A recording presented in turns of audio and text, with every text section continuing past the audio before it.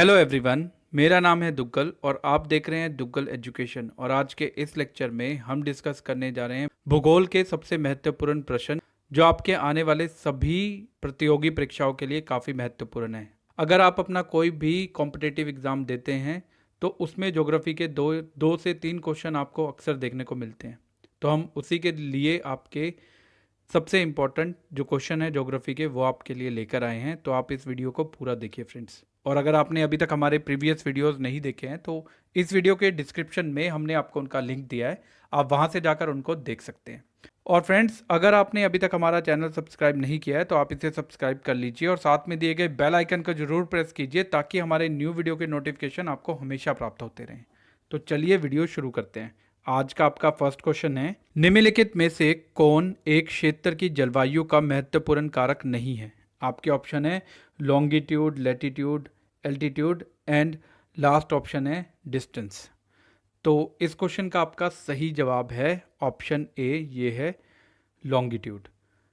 Friends, अगर आप कोई भी गवर्नमेंट एग्ज़ाम दे रहे हैं तो इस वीडियो को पॉज करके आप अपने आंसर हमें कमेंट सेक्शन में बता सकते हैं और इन्हें चेक कर सकते हैं इस वीडियो को देखने के बाद कि आपके कितने आंसर्स ठीक गए हैं और कितने गलत गए हैं। चलिए अगले क्वेश्चन की तरफ चलते हैं। आपका अगला क्वेश्चन है, ईवन नैनो भारत के दक्षिण पश्चिमी मॉनसून के गठन से जुड़ा है। आपके ऑप्शन है एक आवादिक कानून दबाव केंद्र, असामान्य रूप से गर्म महासागर वातावरण, एक अवादिक गर्म हवा द्रव्यमान या एक अवादिक गर्म हवा। तो इस क्वेश्चन का आपका सही जवाब है ऑप्शन बी, यह है असामान्य रूप से गर्म महासागर वातावरण। यानी जो आपका ईवन नैनो है वो भारत के दक्षिण पश्चिमी मॉनसून के असामान्य रूप से गर्म महासागर वातावरण से रिलेटेड है। तो ये काफ़ी महत्वपूर्ण प्रश्न है जो आपको याद रखना है। चलिए अगले क्वेश्चन की तरफ चलते हैं। आपका अगला क्वेश्चन है, 1 डिग्री अक्षांश द्वारा कितने किलोमीटर का प्रतिनिधित्व किया जाता है? आपके ऑप्शन है 91 किलोमीटर का, 321 किलोमीटर का, 211 किलोमीटर का या 111 किलोमीटर का। तो इस क्वेश्चन का आपका सही जवाब है ऑप्शन डी, ये किया जाता है 111 किलोमीटर का। तो काफ़ी महत्वपूर्ण प्रश्न है जो आपको याद रखना है फ्रेंड्स। चलिए अगले क्वेश्चन की तरफ चलते हैं। आपका अगला क्वेश्चन है, निम्नलिखित में से कौन सी नदी बंगाल की खाड़ी में नहीं बहती है? बहुत ही महत्वपूर्ण प्रश्न है आपके लिए। ये बहुत एग्जाम में पूछा गया है। आपके ऑप्शन है तप्ती, महानदी, गोदावरी और कावेरी। तो इस क्वेश्चन का आपका सही जवाब है ऑप्शन ए, ये है तप्ती। जो तप्ती नदी है वो बंगाल की खाड़ी में नहीं बहती है। जो आपकी 3 नदियां बची है, महानदी, गोदावरी और कावेरी, ये सभी नदियां जो आपकी बंगाल की खाड़ी है उसमें बहती हैं। चलिए अगले क्वेश्चन की तरफ चलते हैं। आपका अगला क्वेश्चन है, पृथ्वी के भीतरी भाग में क्या होता है? आपके ऑप्शन है बढ़ती गहराई के साथ तापमान बढ़ता है, बढ़ती गहराई के साथ तापमान गिरता है, बढ़ती गहराई के साथ दबाव गिरता है, बढ़ते तापमान और बढ़ती गहराई के साथ दबाव गिरता है। तो इस क्वेश्चन का आपका सही जवाब है ऑप्शन ए, यानी पृथ्वी के भीतर के भाग में क्या होता है, जैसे जैसे आपकी गहराई बढ़ती है आपका जो तापमान है वो बढ़ता है। तो काफ़ी महत्वपूर्ण प्रश्न है जो आपको याद रखना है। चलिए अगले क्वेश्चन की तरफ चलते हैं। आपका अगला क्वेश्चन है, समताप मंडल में ऊंचाई में वृद्धि के साथ तापमान क्यों बढ़ता है? आपके ऑप्शन है सूरज की निकटता के कारण, वायुमंडलीय दबाव में कमी के कारण, ओजोन की एकाग्रता के कारण या इनमें से कोई नहीं।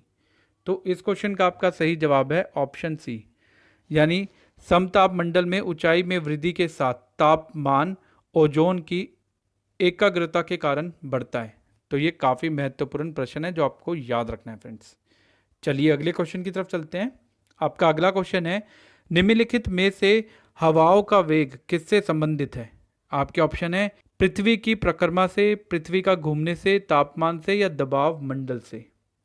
तो इस क्वेश्चन का आपका सही जवाब है ऑप्शन डी, ये है दबाव मंडल से।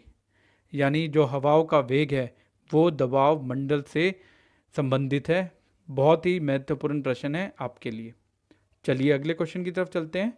आपका अगला क्वेश्चन है, प्रदूषण के कारण वातावरण में अतिरिक्त कार्बन डाइऑक्साइड के कारण क्या होता है? आपके ऑप्शन है पृथ्वी का तापमान बढ़ने के लिए, पृथ्वी के तापमान गिरने के लिए, पृथ्वी के तापमान में कोई परिवर्तन नहीं, पृथ्वी तक पहुंचने वाली अल्ट्रावायलेट विकिरण में वृद्धि। तो इस क्वेश्चन का आपका सही जवाब है ऑप्शन ए, यानी पृथ्वी का तापमान बढ़ने के लिए जब वातावरण में कार्बन डाइऑक्साइड की मात्रा बढ़ जाती है तो उससे एक तो प्रदूषण होता है और पृथ्वी का तापमान बढ़ना शुरू हो जाता है। तो ऑप्शन ए आपका करेक्ट आंसर है और ये क्वेश्चन बहुत इंपॉर्टेंट है आपके लिए।